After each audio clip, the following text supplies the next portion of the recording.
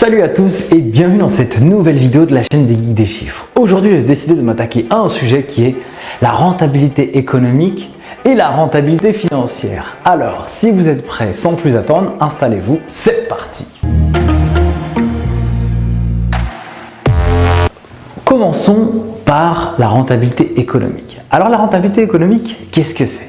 C'est un indicateur extrêmement important qui va mesurer la capacité de l'entreprise à créer de la valeur grâce à son activité, grâce à son exploitation. En gros, la boîte, quand elle fonctionne, ou quand elle marche, en tout cas dans son activité, elle a des produits et des charges. Exemple de produits, son chiffre d'affaires.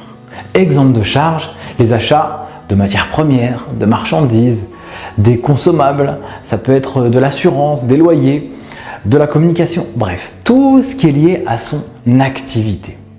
Et ça, la différence entre les deux va nous donner le résultat d'exploitation. Alors ça va un peu plus que ce que je viens de dire au niveau du détail, mais l'idée générale, elle est là.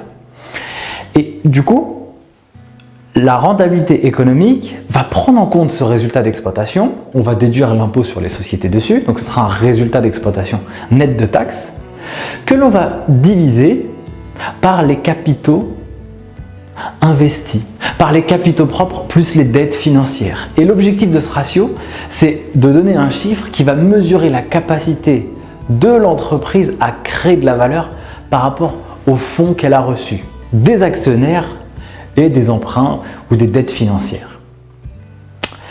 Évidemment, le ratio de rentabilité économique, il est toujours à comparer avec ceux des petits camarades qu'il y a dans le même secteur que nous.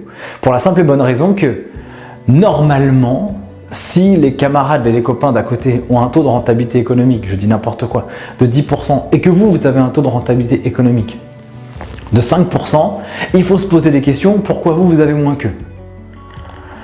Ça, c'est la partie rentabilité économique.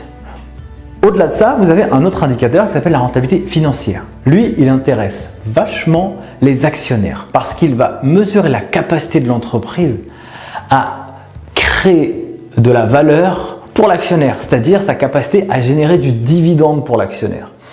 Et ça, eh bien, comment ça se calcule? Eh bien, on prend là le résultat net de l'entreprise que l'on va diviser par les capitaux propres. Les capitaux propres, ce sont les capitaux qui sont dus, qui sont donnés par les actionnaires. Voilà pour la différence entre la rentabilité économique et la rentabilité financière. Si vous avez des questions, n'hésitez pas à les écrire en commentaire. Abonnez-vous à la chaîne des Geeks des Chiffres, kiffez la vie et moi je vous dis à très vite pour une prochaine vidéo. Ciao!